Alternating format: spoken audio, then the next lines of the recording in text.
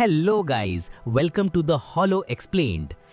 आज हम Jujutsu Kaisen season 3 episode 5 को एक्सप्लेन करने जा रहे हैं। तो चलिए बिना किसी देरी के स्टार्ट करते हैं। एपिसोड की शुरुआत एक भारी फ्लैशबैक से होती है। हम देखते हैं कि प्रिंसिपल यागा को जुजुत्सु हायर अप्स ने कैद कर रखा है।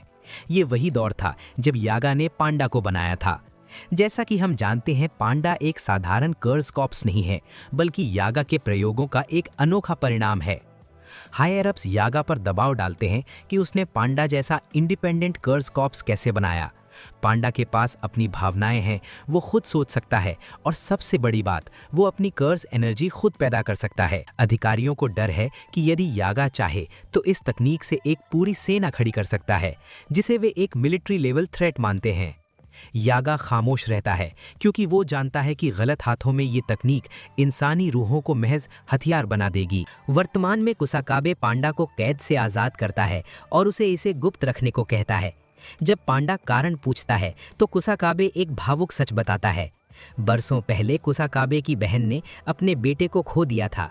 उसकी मानसिक स्थिति सुधारने के लिए यागा ने उस बच्चे की यादों को एक कर्स कॉप्स में डाल दिया था, जिससे उसकी बहन को जीने की नई उम्मीद मिली। इसी बीच गोजो के सील होते ही डरपोक हायर अप्स अपनी चाल चलते हैं। वे प्रिंसिपल यागा को मौत की सजा सुना देते हैं और उसे खत्म करने के लिए हत्यारे भेजते हैं। मैदान में यागा का सामना गाकुगांजी से होता है। यागा तंज कसता है कि गोजो के जाते ही भीगी बिल्लियां भी शेर बन गई हैं। भीषण युद्ध के बाद दृश्य बदलता है और हम लहूलुहान यागा को देखते हैं। मरने से पहले यागा अंततः पांडा को बनाने का रहस्य बता देता है। गाकुगांजी हैरान होकर पूछता है, तुमने ये पहले क्यों नहीं बताया? शायद तुम्हारी जान बच जाती। यागा मुस्कुराकर कहता है, ये एक श्राप है जो अब मैं तुम्हें दे रहा हूँ। जब पांडा वहां पहुंचता है तो वो गाकुगांजी से बदला लेने के बजाय अपने पिता यागा के शव के पास जाता है। पांडा कहता है, हम इंसानों की तरह नफरत नहीं पालते, लेकिन याद रखना, पांडा को भी दर्द होता है। ये कहकर वो फूट फूट कर रोने लगता है। नया मिशन, हकारी की तलाश। अब कहानी यूजी और मेगुमी पर शिफ्ट होती है। मास्टर टेंगेन के कहने पर वे हकारी को ढूंढने निकलते हैं, एक सस्पेंडेड 3rd ईयर स्टूडेंट जो बेहद ताकतवर है। हकारी जुजुत्सु हाई से निकाला जा चुका है क्योंकि वो एक इल्लीगल फाइट क्लब चलाता है।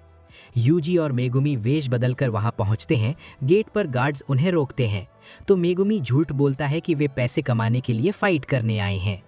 हकारी का फोन आता है और वो सिर्फ यूजी को अंदर बुलाने की अनुमति देता है। मेगुमी बाहर रहकर नजर रखने का फैसला करता है।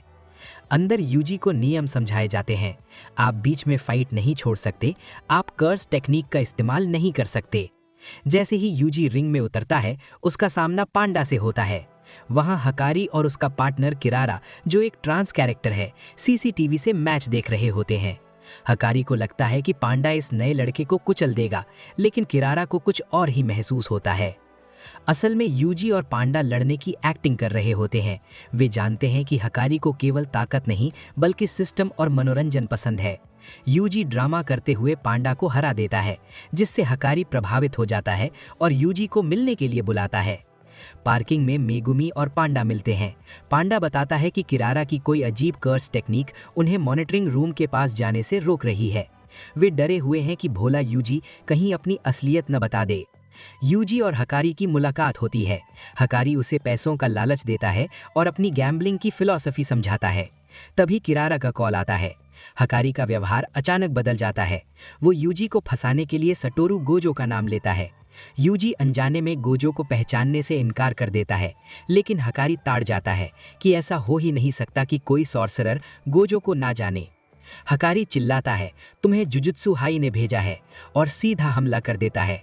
एपिसोड तब खत्म होता है जब दोनों एक दूसरे का कॉलर पकड़े हुए टकराने के लिए तैयार होते हैं। तो यहीं पर ये एपिसोड खत्म होता है। तो गाइज, कैसा लगा आपको ये वीडियो? कमेंट में बताना। अगर वीडियो अच्छी लगी हो तो लाइक और सब्सक्राइब कर देना और बेल आइकन दबाना मत भूलना। फिर मिलते हैं एक नई वीडियो।